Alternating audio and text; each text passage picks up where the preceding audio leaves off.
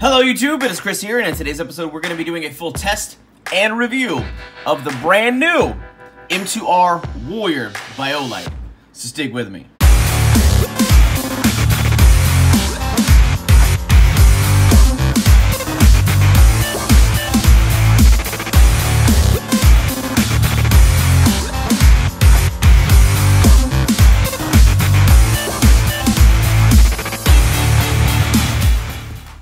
Welcome back everybody, and thank you for sticking with me. Like I said, today we're going to be doing a full test and review of the M2R Warrior by Olight. Now this is a flashlight I was really excited about when they announced that this was going to be released for 2017 on the back half, because overall I really enjoy the single 18650 size that most of these flashlights rock from all the different brands, but in general Olight seems to be one of my favorites, especially for build quality. And as you'll see in the testing, we beat this thing to hell and it is still going strong. I am completely shocked at how well this thing is working after you see the test footage. And for size comparison, we went ahead and dropped a few different similar flashlights up there for you, so you can see it up as the difference between the X7R Marauder all the way down to the H1R Nova. You can see it's right there in the middle. It's a little bit shorter than the older variant, which is pretty similar to it, which is the M1X Striker. That is more of a defensive tactical flashlight, and this could fit the role too, but this is definitely more of the larger ED size flashlights for anybody who wants to carry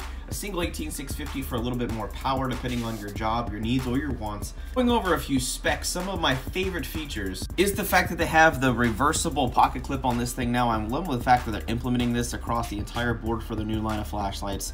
I do like the new push button design. It has that rubber, but then there's that little nodule, so even if you have to find that in the dark, you can still, there's a tactile feel you can feel with back there. And then the new button. The button's pretty cool. It will allow you to access either turbo, or if you hold this down and then press that particular button one time, it will allow you to operate strobe. So if you want this in a more defensive fashion, you'll have that available too. It is rocking up to 1500 lumens on the Cree XHP35 LED with an orange peel reflector. We have a little bit of a crenulated bezel. There is a kind of a tactical kind of feel, but it's really subdued. So you can see there's a little damage. That's not how it came. You'll see the abuse footage here in a second. But what I like what they did about this is they made it magnetic. If you need to do any outside repair, it'll stick to any metal surface. However, you can still use this for magnetic charging without sacrificing the high IPX8 rating. Now this flashlight is a little bit heavier, rocking at about almost 4 ounces without the battery, but here's why. Once we remove the tail cap, this one's a little difficult because there's some damage to the tail cap, but it still unscrews just fine. You'll actually pop this thing in backwards, but there is a double wall, and that is something you'll notice right away. This is a little bit thicker, so it can handle some more shock absorption and a little bit more wear and tear day to day. So this is definitely going to be good for construction sites, military, security guards wanting to use this in a more rugged fashion. Keep in mind this is a 7-mode flashlight, and you could justify possibly there's an 8th mode because they do have lockout and they have that new function that I just mentioned. If you press and hold this, and warning strobe will be coming, you press and hold this and press this once, it'll access the back tail switch, will automatically hit strobe. And then if you press the backlight and you press it once again, it'll bring it back to turbo. So it depends on your needs and your wants for that particular method. But what I'll be doing is dropping all the nerdy little tech specs down in the video description, along with some links for any of the subsequent flashlights for more information.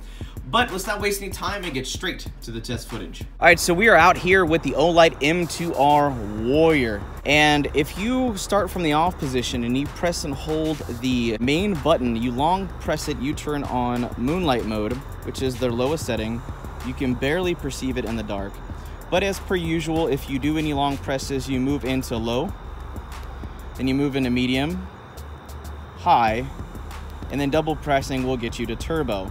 Now, just like with every single Olight, after you've been in any mode you want, if you decided to triple click, you turn it into the strobe function, which is the self-defense mode, and you can turn it off and turn it back on and change it back to any mode you see fit.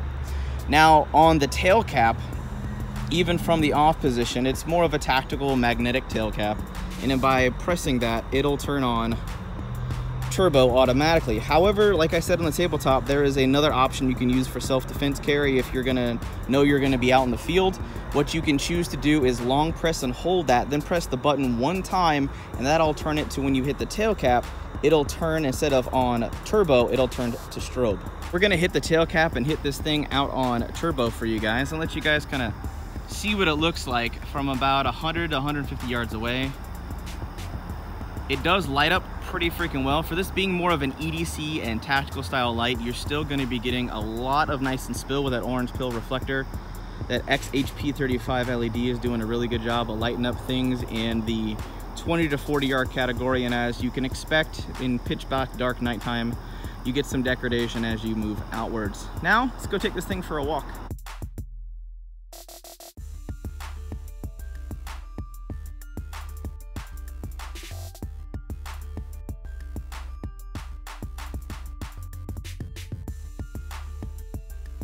Now we are underneath a bridge, and as you can see, turbo at the full 1500 lumens is really freaking bright. I know it's bouncing off some concrete, but it's doing a really good job in actually a pretty big space. Kind of spilling out and flooding the entire area. I can see about 3 times better than you guys can in my camera, even though I do have the iPhone 8 Plus. It's doing a really good job at capturing. If there was anything out there, I'm not saying there anything is, but if you want to shine a light on something for turbo with this flashlight, you're not going to have issues at all.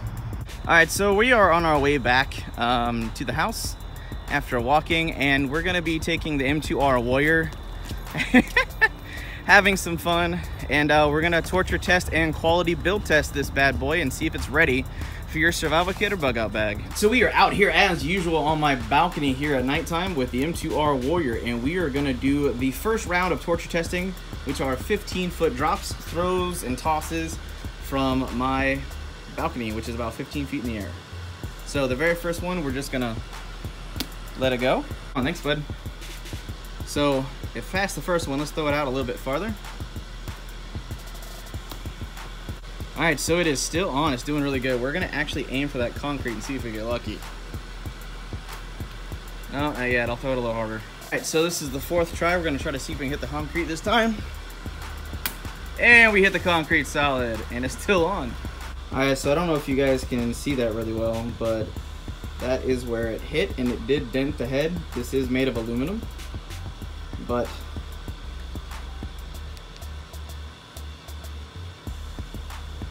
still changes through all the modes just fine. All right, so it survived 4 15-foot drop tests, even with hitting concrete, which is well above the drop rating. So we're gonna go ahead and turn it on and fill this thing up with water.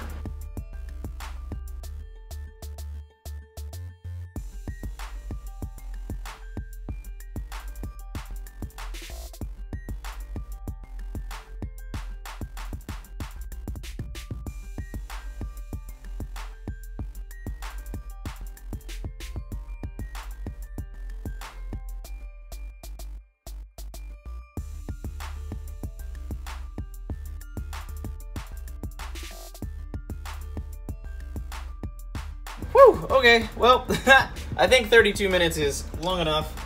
And since this is IPX rated, we're gonna go ahead and pour just a little bit of water out. Apologize for that. It actually shut off on me for a second, but it is fine and working. So we're gonna go ahead and stick this in, and then we're gonna stick it in the freezer overnight and see how it can handle extreme cold weather temperatures.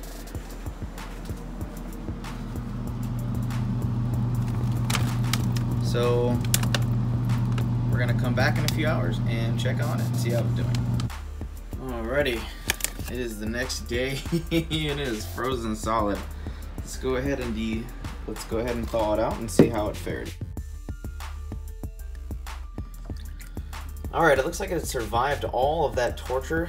Now, let's see if it can survive a drop off a 50-foot bridge. Alright guys, so we are out here with the M2R Warrior by Olight, and as always, it is a long, long way down. Alright, so we're out here and there's a lot of gravel and rocks freaking everywhere. So we have Jen up there gonna be doing all the aerial footage for us, and as you can see, if this doesn't land right, it could get really bad for this flashlight really quick. Oh man, that was a loud thud. Oh, let's go find this thing. Woo. Oh man, that thing thudded hard. Let's replay that footage.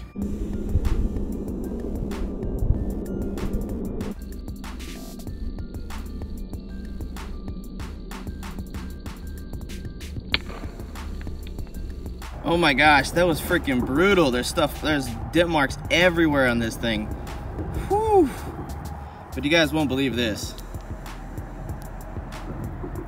Yeah, cycles through the modes just fine. Overall, this flashlight is a freaking monster. I couldn't believe how tough this thing is. And we purposely went out of our way to really put this through the ringer and made this more of a tactical, rugged, hard-use flashlight that was really designed for the people who want to take this outdoors, the survivalists, the people who are going to be using this on rugged job sites, who may need this in the field and need it to work in less than ideal conditions. However, that just about does it for now, and if you enjoyed the full test and review of the brand new M2R Warrior, give this video a big thumbs up and share this out with your friends and family in your social media networks so we can keep growing, thriving, and making awesome videos for you guys. But that just about does it for now. Hope you guys have an absolute wonderful day. I'm out.